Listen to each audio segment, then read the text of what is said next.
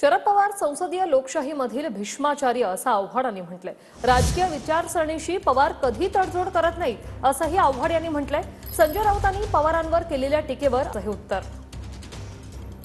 हे काय सुरू आहे म्हणजे हे माननीय शरद पवार साहेबांनी आता याच्यावरती खुलासा केला पाहिजे। काल त्यांनी सत्कार केलाय त्यांचा, तो पण माधवजी शिंदे यांच्या नावाने सत्कार केला। अमित शहाने उत्तर दिलं पाहिजे।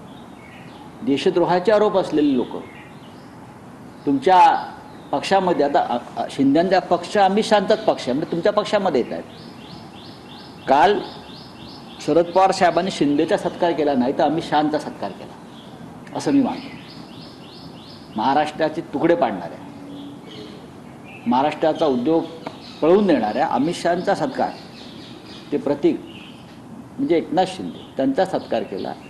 पवार साहेबांची उंची काय हो? महाराष्ट्रात आज देशात पार्लमेंटरी डेमोक्रेसी मधला सर्वात मोठा माणूस आहे तो, भीष्माचार्य आहे। पार्लमेंटरी पॉलिटिक्स मध्ये त्याच्या एवढा मोठा माणूसच नाही आहे, आणि त्यांच्या राजकीय विचारसरणीशी ते कॉम्प्रोमाइज करतात का? नाही। जिथे ठोकायचं ठोकतात ना। अमित शहा जेव्हा त्यांच्यावर बोलला त्याची ठेवण्याची हिंमत होती का अमित शहाला तडीपार बोलायची? बोलले ना ते शरद पवार। जिथे वार करायचं करतात, दररोज वारच करायला तरवार घेऊन फिरलं पाहिजे असं काय नसतं।